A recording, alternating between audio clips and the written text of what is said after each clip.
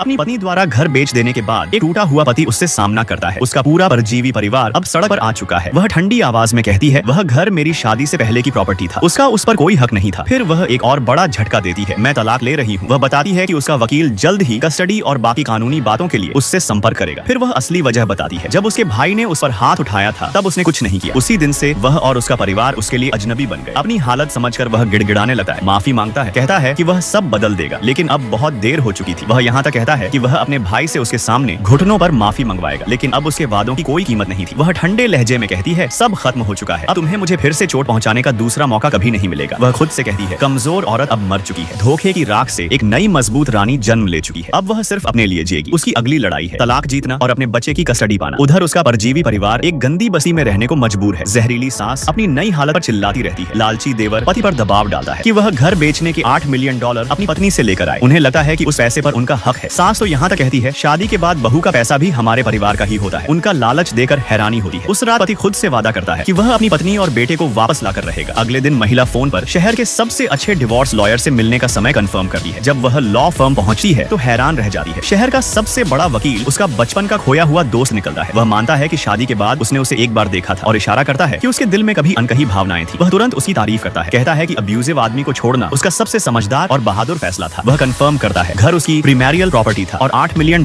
पूरी तरह सुरक्षित है। उसके पति को एक पैसा भी नहीं मिलेगा। पति की सबसे बड़ी गलती थी हिंसा को रोकने की बजाय चुप रहना। यही एक बात कोर्ट में कस्टडी का फैसला उसके खिलाफ कर देगी। वकील आत्मविश्वास से मुस्कुराकर कहता है, इस केस को जीतने की आपकी संभावना 100% है। वह सिर्फ एक रिक्वेस्ट करती है, तलाक जितना जल्दी हो सके फाइनल करवा दीजिए, ताकि वह उस जहरीले परिवार से हमेशा के लिए मुक्त हो सके। वकील तुरंत मान जाता है और कहता है कि वह तुरंत कार्रवाई करेगा। पति की संपत्ति भी फ्रीज करवा दी जाएगी ताकि वह कोई चाल न चल सके। उधर बेबस पति उसके माता पिता के घर के बाहर उसका रास्ता रोक लेता है। उसका हाथ पकड़कर माफी मांगता है। वह ठंडे भाव से हाथ छुड़ाकर कहती है, सब खत्म हो चुका है। वह पब्लिक में अपने ही गाल पर थप्पड़ मारकर ड्रामा करता है, लेकिन उस पर कोई असर नहीं होता। वह एक आखिरी मौका मांगता है, तभी वह उसे सबसे करारा जवाब देती है, अगर माफी से सब ठीक हो जाता तो जो 6 थप्पड़ मैंने सहे वो बेकार नहीं जाते। तभी उसके पिता वहाँ आ जाते हैं। वह गुस्से में उस आदमी को खड़े होने को कहते हैं। अपनी बेटी के साथ हुए अपमान पर बेहद नाराज होते हैं और साफ कह देते हैं, मेरी बेटी के पास फिर कभी मत आना। उसके पिता उसे अंदर घर ले जाते हैं, जहाँ उसकी माँ ने उसके लिए गर्म खाना बनाया होता है। आखिरकार वह अपने असली परिवार के साथ सुरक्षित है। आखिरी दृश्य में उसका जहरीला ससुराल परिवार सिगरेट के लिए आपस में लड़ रहा होता है। उनका पतन उनके अपने लालच का नतीजा था। जब सास सिर पकड़कर बैठती है तो उनका दुखद अंत एक बात साबित करता है, कर्मा का हिसाब हमेशा बराबर होता है।